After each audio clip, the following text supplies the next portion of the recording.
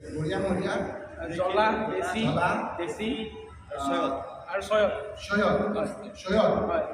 দেশী হয় তেওঁলোকে খিলঞ্জীয়া খিলঞ্জীয়া তাৰমানে আগত নাছিল আজি সেইখিনি খিলঞ্জীয়া বুলি ডিক্লেয়াৰ কৰিছে চৰকাৰে তাৰ মানে আব্দুল মালিক ডাঙৰীয়া চৈয়দ আব্দুল মালিক আগত খিলঞ্জীয়া নাছিল এতিয়াও হোৱা নাই আজিকালি আপোনাৰ কেন্দ্ৰীয় সিদ্ধান্ত ল'লেহে গতিকে নটিফিকেশ্যন নোহোৱালৈকে নহ'ব আৰু চৰকাৰে গোটেই কথাবিলাক বেলেগ বেলেগ লৈ যাব গৈছে এওঁলোক নাছিল নেকি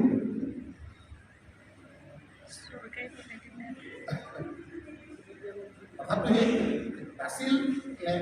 আচলতে এইজন মুখ্যমন্ত্ৰী যিজন মুখ্যমন্ত্ৰী ইউটিউবত চাওক মই স্পেচিফিক ডাঙৰ কথা এটা কৈছোঁ মই এখন প্ৰেছ কনফাৰেঞ্চ কৰি আছিলোঁ তেওঁ তেতিয়া আমাৰ লগতে আছে এই মুখ্যমন্ত্ৰী মই একেলগে কোৱা অৱস্থাত আপোনালোকে এনেকৈ শুনিছিল খিলঞ্জীয়া মোৰ মুখৰ পৰা থাপ মাৰি মাইকটো লৈ ক'লে যে কাৰ কথা খিলঞ্জীয়া মই খিলঞ্জীয়া এতিয়া মই এইখিনি কথা ক'ব নাযাওঁ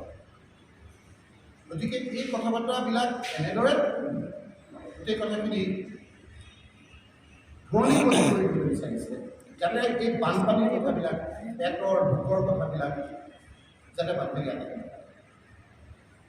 খিলঞ্জীয়া সূত্ৰটো ঠিক কৰক কাক দিব পাৰে কাক নিদিয়ে সকলো একেলগে ডিক্লেয়াৰ কৰি দিয়ক সকলোকেতো একো নাই কিন্তু এই সংক্ৰান্তত কেন্দ্ৰীয় চৰকাৰৰ লগত তেওঁৰ কিবা মতবিৰোধ কাৰণ কেন্দ্ৰীয় চৰকাৰে আন্তঃৰাষ্ট্ৰীয় লেবাৰৰ এখন কনভেনশ্যনত আনুষ্ঠানিকভাৱে চহী কৰি পেলাই সিদ্ধান্ত লৈছে আৰু তাত কৈছে ছাবজেক্ট কাৰেকশ্যন বুলি লিখিছে মই আপোনালোকৰ নথিপত্ৰ দি দিম যে অল ইণ্ডিয়ান আৰ ইণ্ডিজিনিয়াছ কেন্দ্ৰীয় চৰকাৰ আমাৰ কেন্দ্ৰীয় চৰকাৰৰ লগত এই কথাত তেওঁৰ কোনো মতবিৰোধ আগত যে তেওঁ কৈছিল সেই কথাবিলাক তেওঁ অলপ ক্ষমা কৰি স্বীকাৰ কৰিছে নেকি গতিকে এই কথা বতৰাবিলাক আমি ডাইভাৰ্ট কৰাৰ কাৰণে আমি